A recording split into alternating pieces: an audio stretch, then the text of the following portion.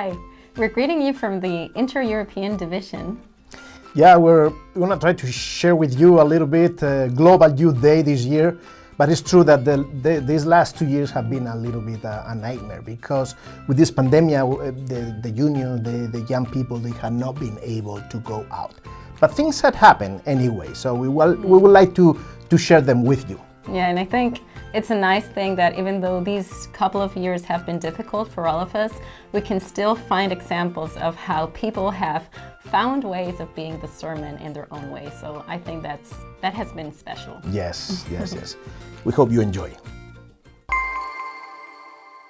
Jonathan, la verdad es que es un placer tener este ratito en el que podamos conversar un poquito sobre Global Youth Day en España. Es verdad que estos años con la pandemia han sido terribles y nos han ido cortando un poco las actividades que llevábamos haciendo, pero si pudiese explicarnos un poquito, ¿no? ¿Qué es lo que habéis hecho este año pasado, lo que planeáis hacer y algo que creas que puede destacar de lo que habéis hecho? Muy bien. Pues bueno, la verdad es que la idea del Global Youth Day en España fue una de esas ideas que encajó muy rápido, ¿no? Quizás por el hecho de que somos... En España la gente es abierta, es cercana, le gusta ayudar y demás, ¿no? Así que muy rápido el Global Youth Day cuajó como una de nuestras actividades estrella, ¿no? En el año. Así que una de las cosas que empezamos a hacer hace algún tiempo fue el querer tener una imagen, ¿no? Una imagen de la Juventud Adventista de España, así que hacíamos las camisetas para todo el mundo. Y pues algo destacable es que en muchos lugares las iglesias pues decidían juntarse y hacer proyectos en conjunto, ¿no? Para de esa forma hacer como un impacto mayor, ¿no?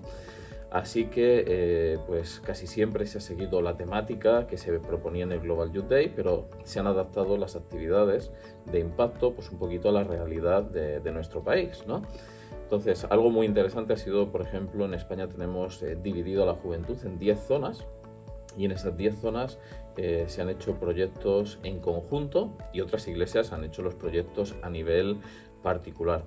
Quizás algo destacable, interesante, es el hecho de que la iglesia lo ha vivido como algo de todos, ¿no? Donde participaban los exploradores, donde participaban los pioneros, los jóvenes, incluso los adultos de la iglesia en algunos casos, ¿no? Así que de esa forma ha sido como algo de encima familiar, ¿no? O sea que se ha vivido de esa forma. ¿Y este año? Pues bien, este año estamos en lo que nos gustaría que fuese la post-pandemia, ¿no? Claro. Entonces hemos querido crear alguna guía para ayudar y dar ideas para poder trabajar todavía en un tiempo en el que la gente tiene cuidado, ¿no? Entonces, cosas de las que hacíamos anteriormente, algunas no se pueden hacer porque todavía la gente tiene miedo de poder contagiarse o poner en peligro a las personas a las que queremos ayudar. Así que hemos creado una guía para todos nuestros directores con ideas sugerentes para poder trabajar en tiempos de pandemia. Así que se ha hecho esto y las zonas ya están poniéndose en marcha, están planificando actividades en conjunto, pero de una forma en la que sea como segura para todos, ¿no? Los que las hagamos. Qué bueno. Así que eso es un poco lo que estamos preparando para este año, ¿no? En el que ya hemos decidido que hay que salir a la calle y volver a estar presentes, ¿no? O sea, hemos dejado un poquito las cosas online, que fue como trabajamos estos últimos años, y ahora ya estamos en la calle. Qué bueno. Pues muchas gracias por estar con nosotros este momento, Jonah, y estaremos muy pendientes de cómo ocurre todo, cómo se lleva adelante Global Youth Day. De acuerdo, pues muchas gracias.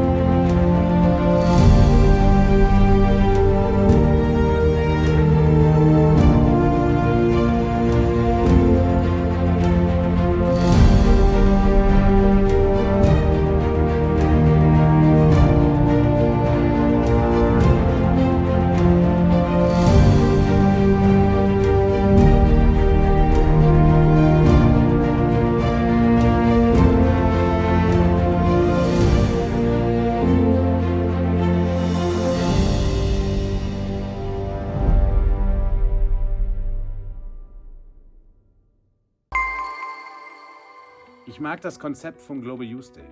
Ich mag die Idee, rauszugehen und eine Predigt zu sein, anstatt nur eine Predigt zu hören. In den letzten Jahren habe ich allerdings auch feststellen müssen, dass es nicht immer so einfach ist, wirklich sinnvolle Dinge für unsere Mitmenschen zu tun, ihnen wirklich zu helfen.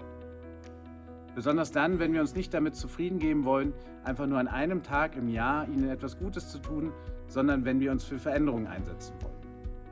Heute möchte ich dir deshalb eine Idee vorstellen, wie es uns gelingen kann, wirklich etwas Sinnvolles für unsere Mitmenschen zu tun, uns aber auch gleichzeitig auch für Veränderungen in unserer Gesellschaft, in unserer Stadt, in unserem Umfeld einzusetzen. Die Grundidee ist einsetzbar für alle Bereiche unseres menschlichen Lebens. Vor allen Dingen in den Bereichen, wo Menschen Ungerechtigkeit widerfährt, wo wir die Umwelt zerstören, wo Menschen ausgebeutet werden. Für heute, um die Idee zu erklären, möchte ich mich aber auf den Bereich Fast Fashion beziehen. Im Wesentlichen sind es 3 Schritte, die wir gehen müssen. Der erste und der wichtigste Schritt ist erstmal das Problem zu verstehen. Warum ist Fast Fashion so zerstörerisch? Im Internet oder auch in einem Dokumentarfilm begegnen dir ganz schnell die schockierenden Fakten. So ist es beispielsweise so, dass eine Näherin in Bangladesch in der Regel 40 bis 50 Euro pro Monat verdient. Für ihren Lebensunterhalt braucht sie aber ungefähr 120 Euro. Erschreckend ist auch unser Verbrauch. Statistisch gesehen kauft jeder Europäer im Jahr 26 Kilogramm Textilien. Und am Ende des Jahres wirft er ungefähr 11 Kilogramm Textilien weg. Oder wusstest du, dass in der Produktion für Textilien 1900 verschiedene Chemikalien eingesetzt werden, von denen laut der Europäischen Union 165 gefährlich für Gesundheit und Umwelt sind? Ich glaube, da gibt es keinen Weg dran vorbei. Wenn wir uns wirklich für Veränderung einsetzen wollen, dann müssen wir auch die Fakten kennen und wir müssen wissen, warum wir etwas verändern wollen. Aber ich bin mir sicher, wenn ihr euch in der Jugendgruppe zusammentut und gemeinsam recherchiert, wird das eine leichte Aufgabe für euch sein. Der zweite Teil hat etwas mit uns zu tun. Denn Veränderung muss immer bei uns selbst beginnen. Und da stellt sich die Frage, wie gehst du denn mit Fast Fashion um? Was bedeutet dir Mode? Weißt du überhaupt, woher deine Mode herkommt und wie sie produziert wurde? Und wärst du auch bereit, dich mal auf einen Kleiderfasten einzulassen, indem du für einen Monat lang dich auf 11 Kleidungsstücke beschränkst? Um wirklich authentisch zu sein, ist es ganz wichtig, dass die Veränderung bei dir selbst beginnt. Denn nur dann kannst du wirklich auch rausgehen und mit anderen Menschen über die Dinge sprechen. Und wenn du dann begriffen hast, wo das Problem liegt, und wenn du dann auch angefangen hast, dich selbst zu reflektieren und festzustellen, welche Veränderungsschritte du persönlich gehen kannst, dann bist du bereit, auch mit anderen Menschen über die Herausforderung zu sprechen. Jetzt könnt ihr als Jugendgruppe Dinge organisieren, die wirklich Sinn machen und hinter denen ihr richtig steht, wo ihr was zu sagen habt. Ihr könnt zum Beispiel einen Kleidertausch organisieren oder die Menschen zu einem Dokumentarfilm zum Thema in eure Gemeinde einladen oder mit Organisationen kooperieren, die sich ebenfalls für einen nachhaltigen Umgang mit Kleidung einsetzen. Ihr könnt als Jugendgruppe eine Shoppingtour unternehmen zu all den Second-Hand-Märkten in eurer Stadt. Oder ihr könnt wirklich auch aktiv in der Öffentlichkeit werden, indem ihr beispielsweise einen Kleiderhaufen vor eurer Gemeinde oder vor einem großen Kaufhaus aufbaut. Oder ihr könnt sogar Politiker kontaktieren und ihnen sagen, dass sie sich für Veränderungen in der Kleiderbranche einsetzen sollen. Das waren auch schon die 3 Schritte.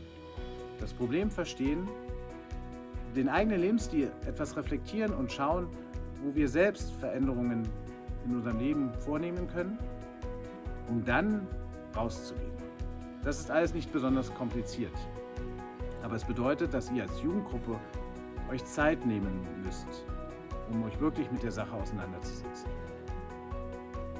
Das Schöne ist, auf diese Art und Weise werdet ihr Veränderungsprozesse lostreten. Besonders dann, wenn wir alle zusammenarbeiten.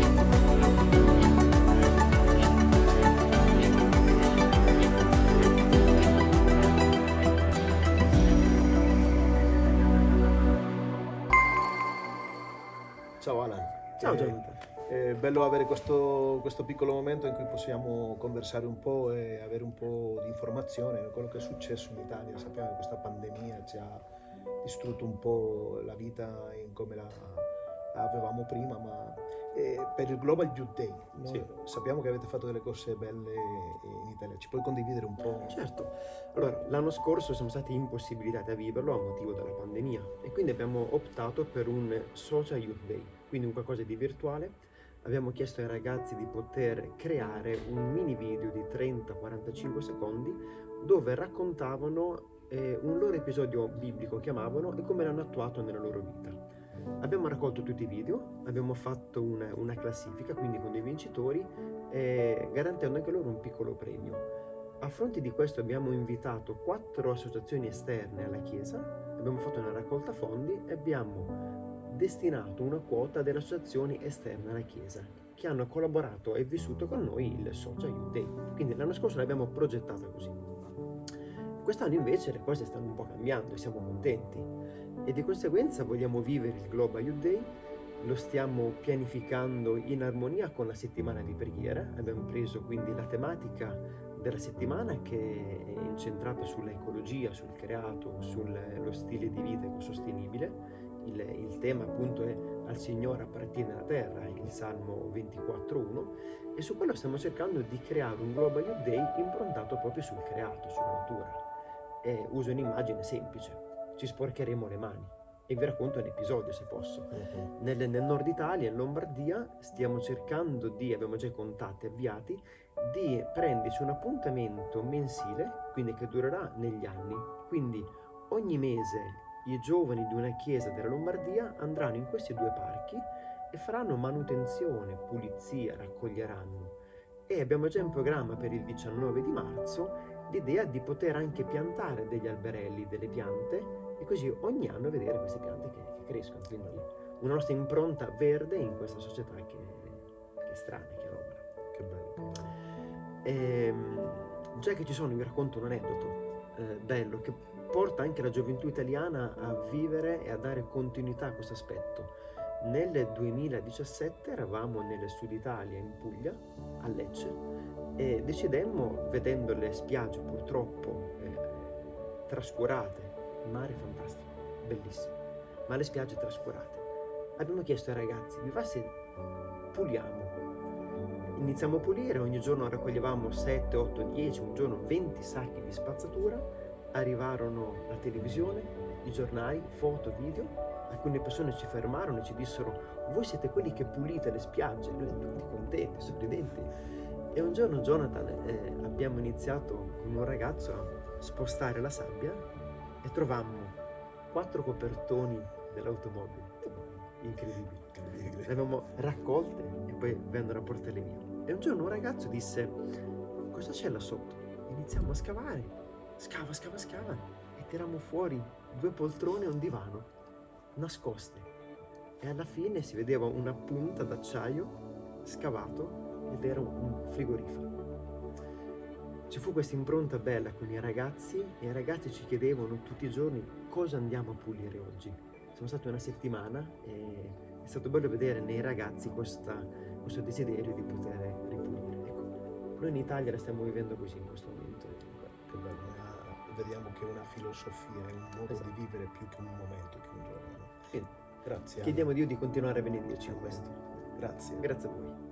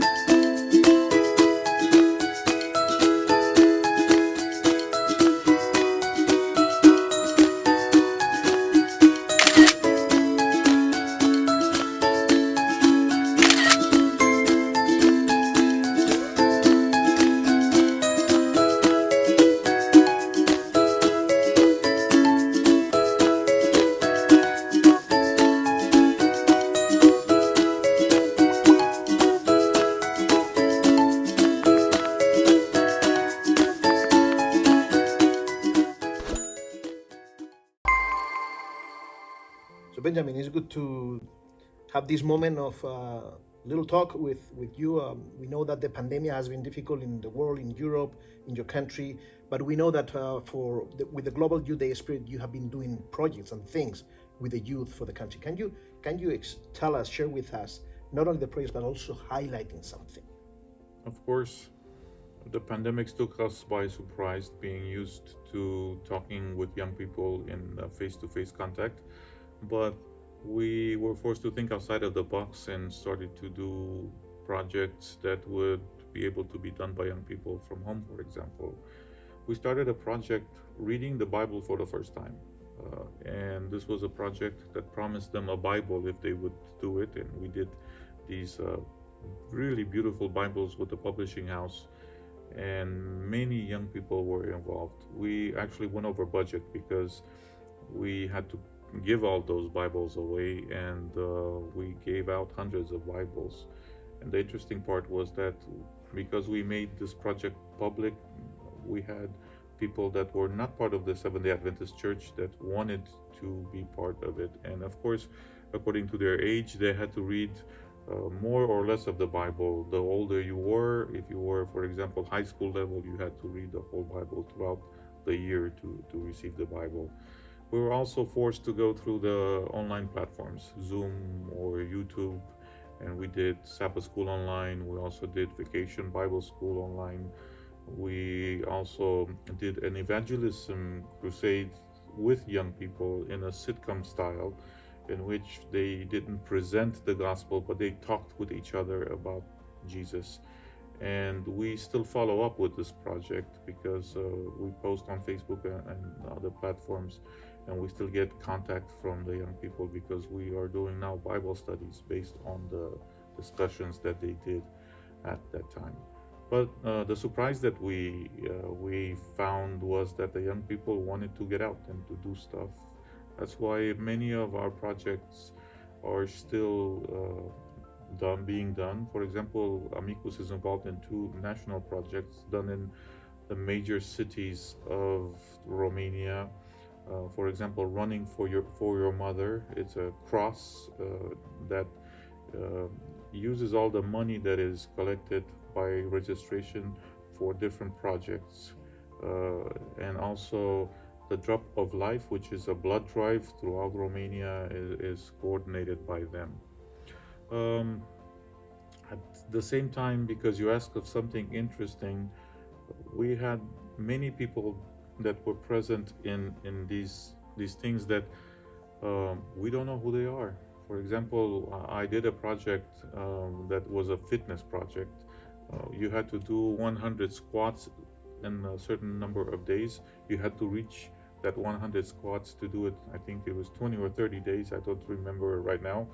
And I had to do it myself because young people would ask me, did you do it, or are you doing it, or is it just us doing it? So I had to film myself uncut doing 100 squats so I could show them that I did it. I couldn't walk for a little bit after that. But the interesting part is that I have one young lady, for example, who I don't know who she is. I've asked all the pastors, I've asked all the youth directors, the Pathfinder directors, do you know who this young lady is? And they don't know who she is. So I'm still waiting to find out who she is because I have a prize for her. The involvement of the church and the young people in this, I think, was tremendous. And I'm sorry I cannot speak about all the projects that we did. Thank you, Benjamin. Thank you. So this is it. We're at the final of the end of this program, and we hope you enjoyed it. And let's pray and let's see how this next year will go and how things will develop. We would like to be out there with the people again. Exactly. So we just want to encourage you to continue finding ways of being the sermon in your everyday lives, because this is not just about a day, it's about a lifestyle. So you are in our prayers, and we'll be back next year. Yes.